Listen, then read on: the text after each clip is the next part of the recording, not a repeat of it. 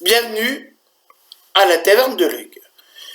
Bah écoutez, déjà je remercie profondément Megamax, vous savez, pour la soirée quiz, le maillon faible, etc. Je vous avais dit, avec une prétention horrible et totalement arrogante, que c'est moi qui avais fait les quiz. Voilà, allez voir sur sa chaîne. Je remercie Geekology de m'avoir encore une fois invité sur sa chaîne de live débat. Il me semble que ça s'est bien passé, on a bien rigolé, je l'espère. J'ai fait une petite punchline à Actu Ciné, j'espère qu'il m'en veut pas. Mais bon, voilà. Vous savez, quand on est entre amis, quelquefois, on dit des petites choses comme ça. Bon, bref, allez voir sur la chaîne Geekology. Après, ensuite, c'est vrai que je me suis posé la question, et c'est Samir de Microciné, en fait, qui avait posé une question lors d'un live de John Ali, etc. Il me semble, hein. Il posait la question, bah tiens, où est-ce qu'on peut trouver en fait les origines en fait des parents de Peter Parker?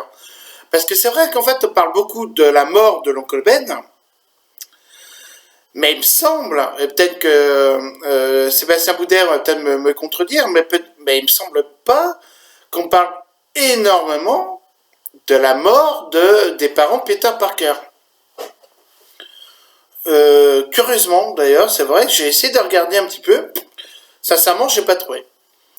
Alors, comme donc j'ai répondu donc à Samir, c'est dans le Strange donc 129 et 130, effectivement, qu'on peut voir cette aventure. Et c'est une aventure qui est assez intéressante, justement, parce qu'on sait ce qui s'est passé en fait.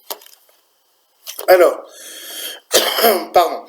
Donc c'est, si vous voulez acheter cette aventure, il s'agit du Strange 129, du 5 septembre 1980. Pardon, j'ai un petit peu mal à la gorge. Voilà. Donc, je pense que j'en parlerai un peu plus longuement de ce Strange, mais il est assez intéressant. Alors, pour les curieux...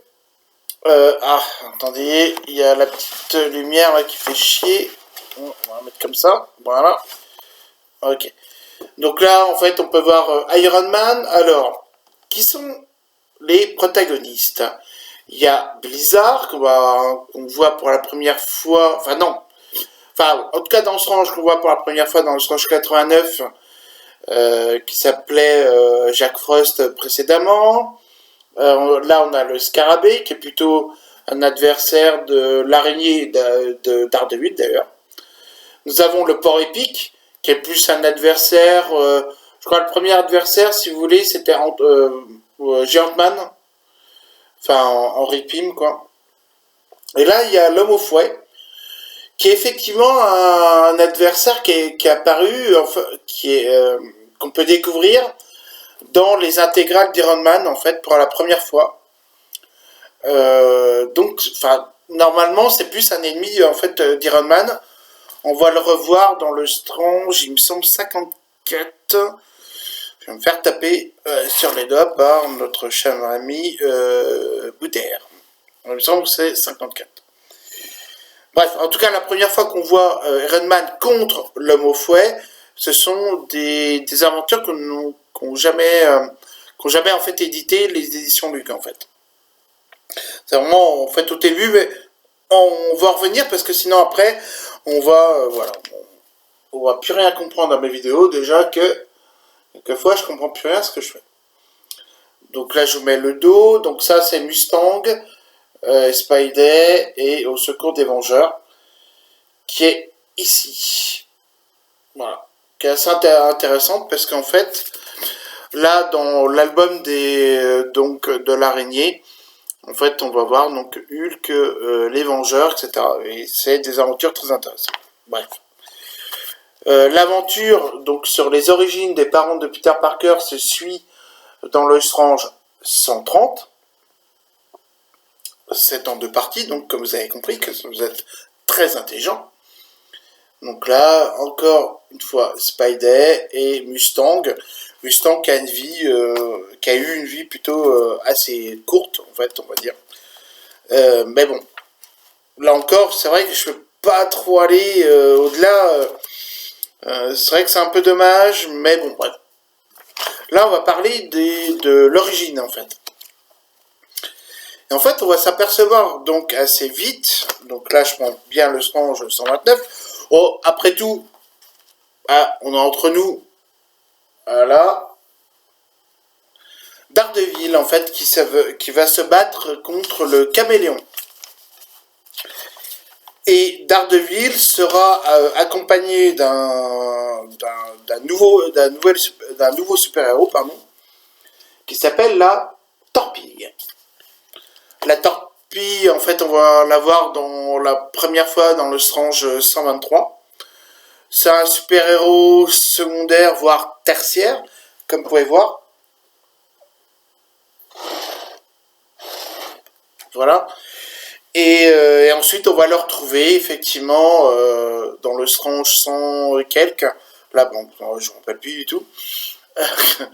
Et donc, qui va se battre avec Rome contre les spectres noirs. Bref, ça, c'est une autre histoire. Mais bon, après tout, je pouvais parcourir. Après tout, on est là entre nous. Il y a donc Iron Man, que vous voyez, comme je disais. Voilà. C'est le début de la descente aux enfers de Iron Man par rapport à son alcoolisme. Ce sera une des premières descentes. Elle sera totalement faite, donc cette descente aux enfers, en fait, à partir du Strange 100, 170, 178, etc. Là, pour l'instant, il va s'en sortir par la suite. Comme vous pouvez voir, Iron Man. Et d'ailleurs, ce qui est intéressant, hein, parce que j'ai relu en fait des histoires en fait d'Iron Man, et on peut voir quand même dès le début des années 60, là où en fait le héros a été créé, on peut quand même percevoir qu'il a un gros problème d'identité. Tony Stark et Iron Man ont vraiment des gros problèmes d'identité. Tony Stark ne sait plus qui il est. Est-ce qu'il est Tony Stark? Est-ce qu'il est Iron Man? Il a un problème, on pourrait dire, de genre aujourd'hui, mais c'est vrai, il est vraiment en totale panique, etc. Et ce qui va occasionner chez lui, j'allais dire, une certaine psychose, en tout cas un gros problème d'identité. Et c'est vrai que dès les premières pages d'Iron Man, si on suit 66, 69, les années, je parle, on va se rendre compte quand même qu'il y avait un problème effectivement d'identité qui va par la suite le rendre totalement inapte et inepte à toute, vous voyez.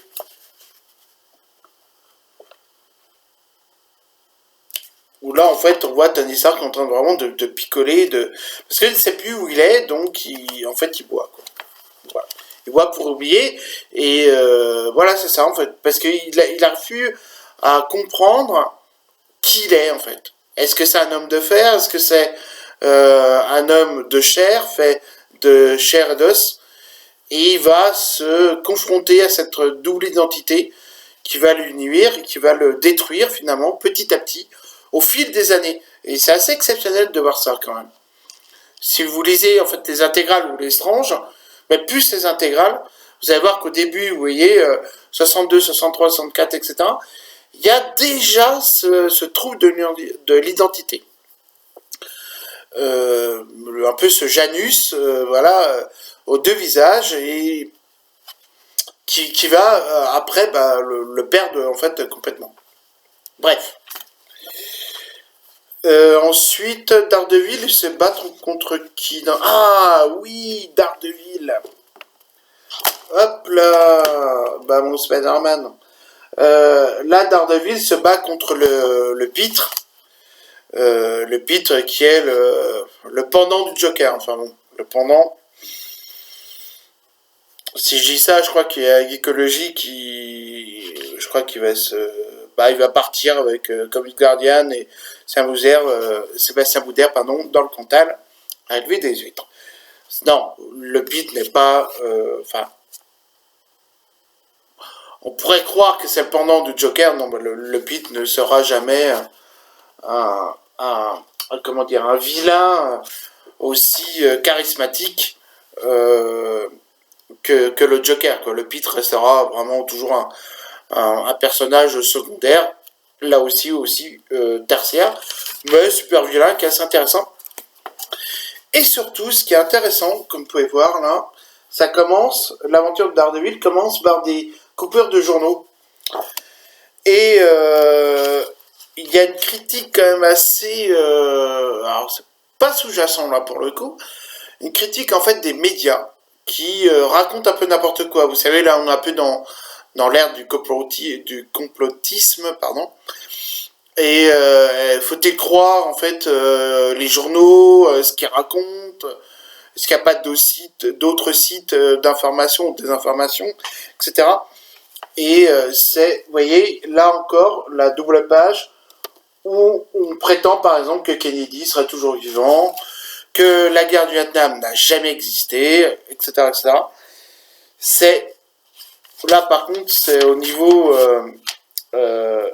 complotisme, les médias nous montent, etc. Ce sont des épisodes quand même assez fabuleux. Alors que, comme je disais précédemment, c'est vrai que le Pitre, n'est pas un super-héros excellent, mais j'avoue qu'il y a une bonne critique en fait comme des médias américains. Bref, où est-ce qu'on en est? Donc, les origines du décès en fait des parents de Peter Parker.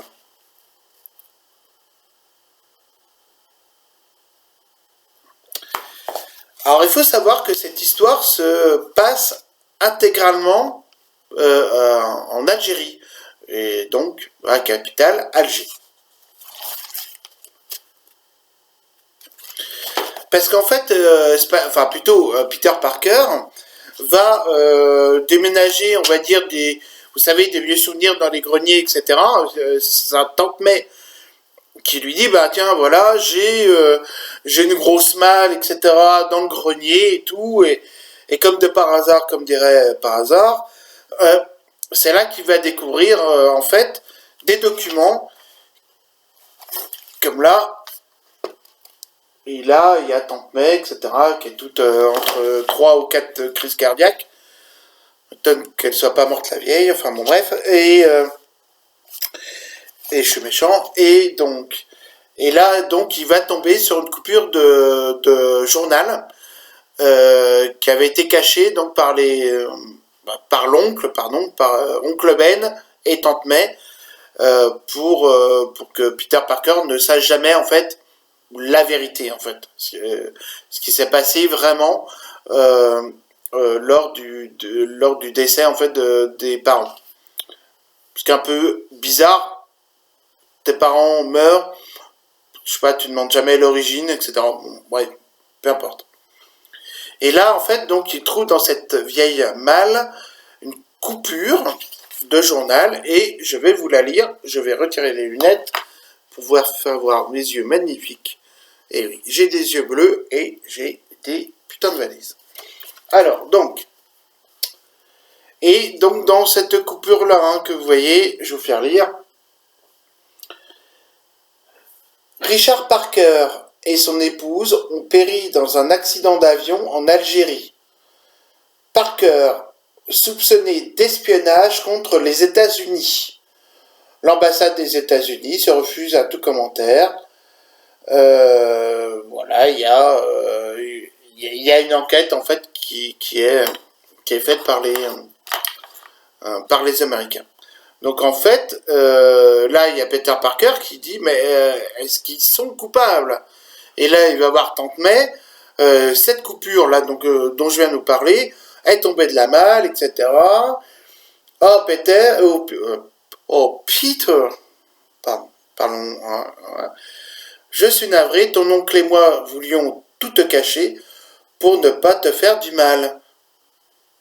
Comment le propre frère d'oncle Ben a-t-il pu trahir sa patrie? Comment, etc. J'aurais pu te le dire, etc. Donc bref, donc voilà. Donc là, c'est le début de l'angoisse d'un fils qui découvre que ses parents sont en fait des agents, enfin des traîtres, des traîtres, tout simplement, aux États-Unis, quoi, au gouvernement. Et donc là, il va y avoir en fait toute une histoire, etc. Je laisse passer les pages. Et finalement, il va aller à Alger. Puisqu'en fait, à Alger, ce qu'il faut savoir, c'est qu'il y a donc un Algérien, forcément, qui a commenté en fait, il y a eu un accident d'avion dans lequel étaient les parents de Peter Parker. Et donc lui était là, et il a en fait, si vous voulez, narré en fait l'histoire, voilà, comme quoi donc je sais pas si je suis clair. Hein. Enfin bref, quoi, il est arrivé sur le lieu de l'accident et a dit voilà, ces deux personnes-là sont mortes, etc. Et cet Algérien, en fait, les Oncle Ben et Tante May ont tenté de lui écrire pour avoir un peu plus d'informations. Et cet Algérien, en fait, n'a jamais répondu. Donc c'est pour ça que l'araignée, enfin Peter Parker et Spider-Man, vous voyez, hein, Guy j'ai la soupe de ma gueule, de mon accent, bon bref. Et en fait, c'est grâce à ça en fait, qu'il a l'adresse en fait en Algérie, à Alger, plus particulièrement. Et donc c'est pour ça qu'il va déjà voir est-ce que c'est vrai, est-ce que ses parents sont des traîtres ou des agents doubles ou des agents secrets, etc. Donc il va partir en Algérie grâce à, et là vous ne voyez pas trop bien, c'est un petit vaisseau, en fait il va voir les 4 fantastiques, et c'est Reed Richards qui va l'aider pour partir en Algérie parce que Spider-Man est fauché comme les blés. Et donc là, en fait, nous allons découvrir, il va découvrir, et donc nous, par occasion, une cache où il y a une carte d'immatriculation au nom de Richard Parker. Et là, d'ailleurs, l'histoire c'est une histoire un peu d'espionnage qui est super intéressante. Parce que là, à ce niveau-là, Spider-Man, donc, c'est donc vrai. Mon père fut un traître à son pays. Il travaillait pour un réseau d'espionnage ennemi. Parce que là, il découvre, comme vous voyez, la petite carte, etc.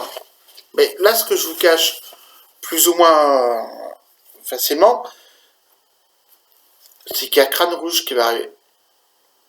Eh oui, Crâne Rouge. Là, je pense que c'est la première rencontre de l'araignée et de Crâne Rouge. Et Crâne Rouge dit: l'araignée désire-t-il faire partie des espions et saboteurs du réseau international de Crâne Rouge, ou as-tu une autre raison d'envahir mon domaine et de fouiller dans mes dossiers? Voilà. Donc là, à ce stade de l'histoire, on est peu... Enfin, faut pas être crédule, on se doute bien que les parents de Peter Parker sont pas des traîtres. Mais par contre, l'histoire s'arrête bien sur un cliffhanger, c'est-à-dire que c'est quand même Crâne Rouge. Donc en fait, l'araignée rentre dans l'antre de Crâne Rouge. Il découvre quand même une carte qui pourrait prouver que les parents de Peter Parker sont en fait des traîtres à leur pays. Il trouve une carte d'immatriculation quand même, d'agent secret donc, et là, cliffhanger, Crâne Rouge qui arrive, waouh! J'avoue que la première fois que j'ai vu ça, que j'ai lu ça, donc en 1980, donc je suis né en 72, donc j'ai 8 ans. Si. Ouais, si. Si. Si. Oh, puis merde. Alors donc, Et donc là, la suite, le 5 octobre 1980, dans le Strange 130, où là, bah, l'araignée se bat contre Crâne Rouge. Il va y avoir plusieurs épisodes assez intéressants. Alors, comme je vous l'ai dit en fait précédemment, ma vidéo n'est pas pour spoiler, etc. Mes vidéos ne doivent que vous donner envie d'aller plus loin. Comme je vous l'ai dit, il y a d'autres chaînes de spécialistes. Donc je ne vais pas spoiler, ce serait dommage. Par contre, on va comprendre que c'est pas aussi facile que ça. Donc si vous voulez savoir la suite, je vous laisse. Et vous voyez, comme c'est quand même assez explosif.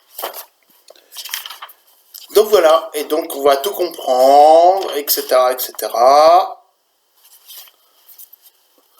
Crâne Rouge vénère. Comme vous pouvez bien vous en rendre compte, il va pas se laisser faire, etc.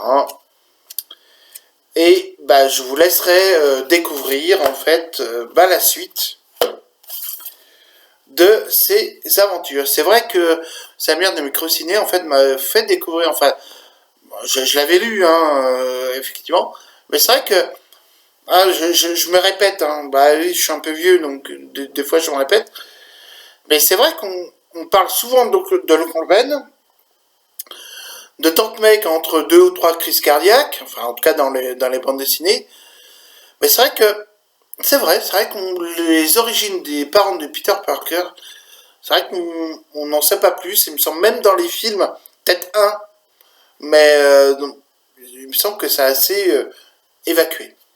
Voilà. Bah, écoutez, je vous remercie d'avoir suivi cette vidéo. Sachez que je suis en train de préparer un live. Voilà, un live avec StreamYard, etc. J'ai envoyé un petit truc avec Écologie pour qu'il me demande des conseils, etc. Mais si vous avez des conseils, je sais pas, Megamax, etc., si tu regardes cette vidéo. Voilà, donc ce sera premier week-end de décembre. Il y aura des quiz, puisque vous savez que j'adore ça. Il y aura certainement des cadeaux à gagner. Je ne vais pas vous en dire plus, mais en tout cas, ce sera aussi des interviews. Parce que j'aime bien ça. Et voilà. Et ben écoutez, hop, voilà. Et ben écoutez, je vous remercie de m'avoir suivi. Si vous avez des trucs en commentaire, faites-le. Et sinon, bah écoutez, je vous dis à bientôt. Vous savez où? Dites-le en commentaire à la taverne de Luc.